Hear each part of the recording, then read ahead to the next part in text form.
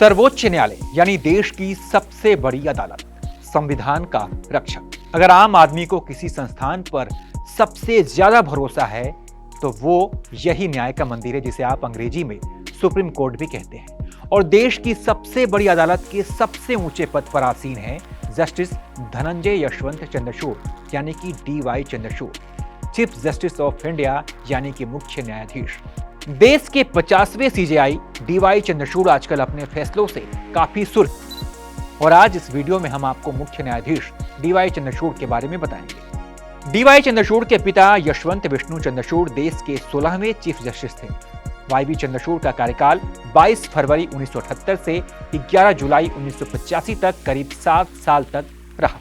बताया जा रहा है कि यह किसी CJI का अब तक का सबसे लंबा कार्यकाल है। वहीं DY चंद्रचूड़ अपने पिता के कार्यकाल से करीब 37 साल बाद इस पद पर पहुंचे। ये सुप्रीम कोर्ट के इतिहास का पहला उदाहरण है जब पिता के बाद बेटा भी CJI बना हो।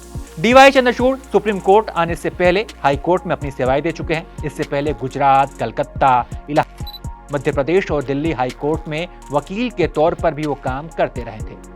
इसके साथ ही उन्होंने सुप्रीम कोर्ट में भी वकील के तौर पर अपनी प्रैक्टिस की थी। 13 मई 2016 से भारत के सर्वोच्च न्यायालय के न्यायाधीश, 21 अक्टूबर 2013 से सर्वोच्च न्यायालय में नियुक्ति तक। इलाहाबाद उच्च न्यायालय के मुख्य न्यायाधीश 29 मार्च 2000 से इलाहाबाद हाई कोर्ट में जज बनने तक। बॉम्बे हाई कोर्ट के न्यायाधीश 1998 से न्यायाधीश के रूप में नियुक्ति तक।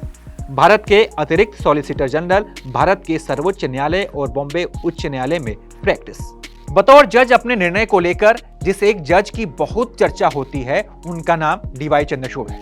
उनकी टिप्पणियां और उनके व्याख्याएं न सिर्फ कानूनी गलियारों में बल्कि अखबारों और सोशल मीडिया पर भी चर्चा का विषय बनती हैं। उनके कुछ फैसलों पर आइए एक नजर डालते हैं। तारीख थी 22 जुलाई 2022। इस दिन एक अहम फैसले में सुप्रीम कोर्ट ने 24 हफ्ते की गर्भवती अविवाहित महिला को गर्भपात की इजाजत दे दी। के आदेश में कहा गया कि बच्चे को जन्म देने या न देने की मर्जी महिला को संविधान के अनुच्छेद 21 के तहत मिले निजी स्वतंत्रता के अधिकार का अभिन्न हिस्सा है।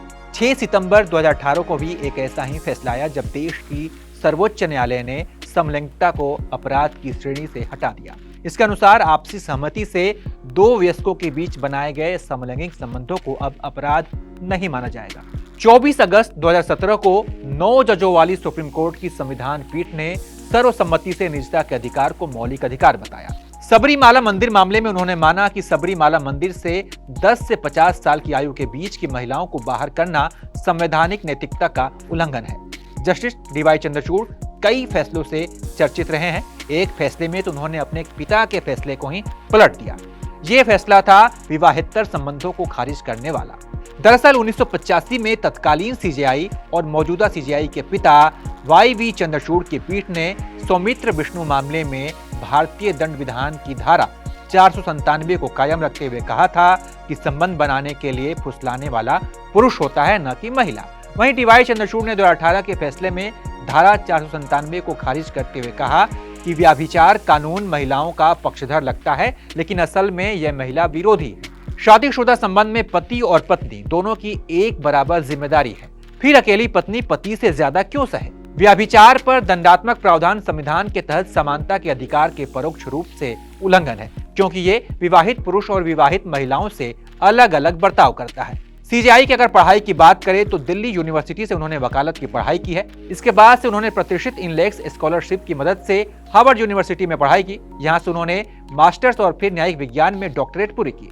DY चंद्रचूड़ ने Australian national university, Harvard law school, Yale law school और यूनिवर्सिटी ऑफ विटवाटरलैंड में अपना लेक्चर भी दिया है।